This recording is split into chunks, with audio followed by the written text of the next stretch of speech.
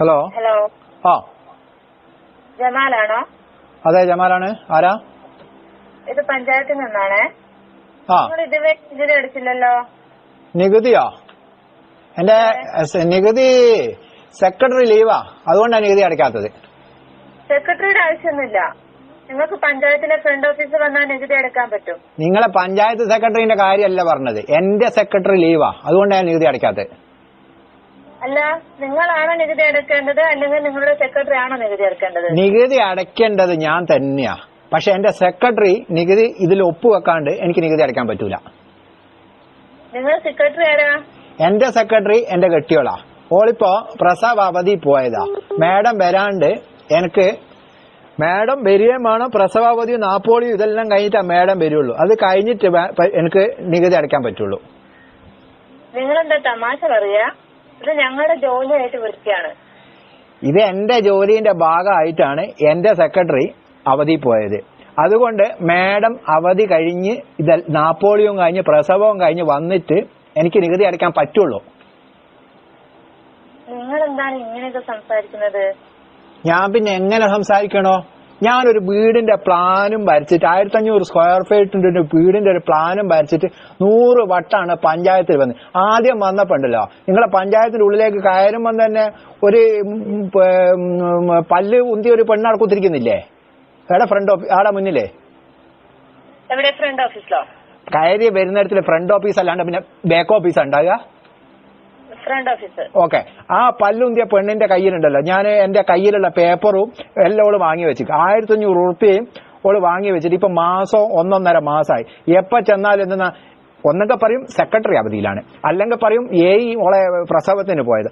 ഇങ്ങനെ പറയാൻ തുടങ്ങിയിട്ട് 1.5-2 മാസമായി. ഇറച്ചിപ്പീടി എന്റെ മുന്നിൽ നായി നിൽക്കുന്ന പോലെ ഞാൻ അവിടെ വന്ന് നിൽക്കുന്ന എത്ര ദിവസമായി എന്നറിയോ? ഇനി ഇപ്പോ നിങ്ങൾക്ക് നികുതി ആവശ്യമുള്ളപ്പോ നമ്മളെ വേണമല്ലോ ഇങ്ങോട്ട് വിളിക്കുന്നത് അല്ലേ? എന്താ അങ്ങനെയല്ലാന്ന്?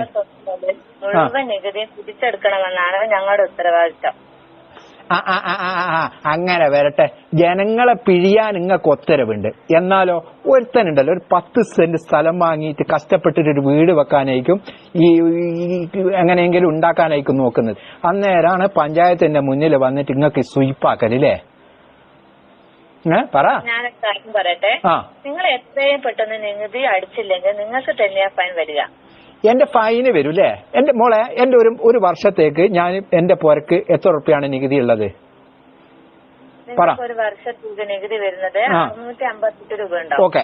ഞാൻ ആ 658 ഉറുപ്പിയോ, ആ 658 ഉറുപ്പ്യ ഞാനിപ്പോ 2-3 മാസം കഴിഞ്ഞിട്ടാണ് അടയ്ക്കുന്നതെന്ന് വിചാരിക്കുക. എന്നാൽ എത്ര ഉറുപ്പ്യ എനിക്ക് ഫൈൻ ഉണ്ടാവും?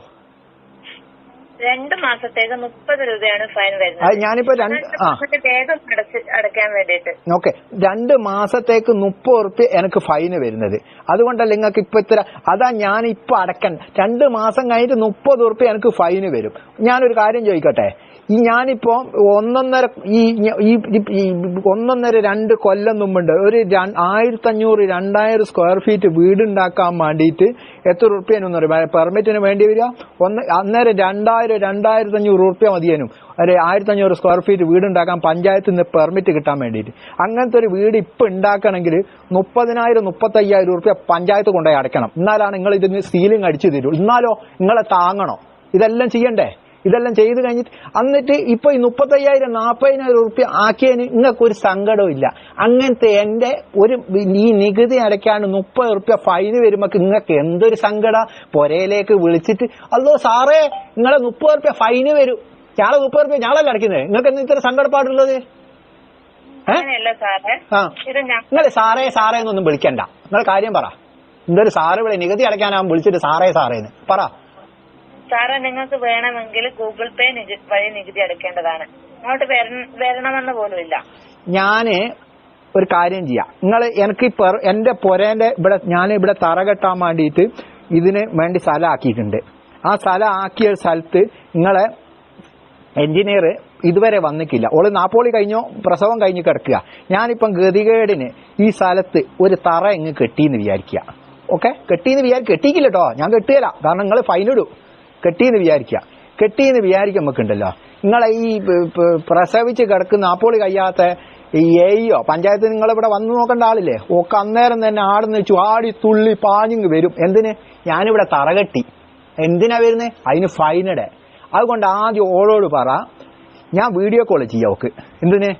എന്റെ ഈ സ്ഥലം കാണിച്ചു കൊടുക്കാം, ഓൺലൈനിൽ കാണിച്ചു കൊടുക്കാം. നിങ്ങളിപ്പോ ഓൺലൈനിലല്ലേ ഗൂഗിൾ പേ ചെയ്തിട്ടല്ലേ നികുതി അടയ്ക്കാൻ പറയുന്നത്. നിങ്ങളെ ഗൂഗിൾ പേ ചെയ്ത് കഴിഞ്ഞാൽ നിങ്ങൾ നികുതി അടയ്ക്കാം. നിങ്ങൾക്ക് അങ്ങോട്ട് വാങ്ങാനുള്ളത് കൊണ്ട് നിങ്ങൾ ഓളെ ഞാൻ വാട്സപ്പിൽ വീഡിയോ കോൾ ചെയ്യാം.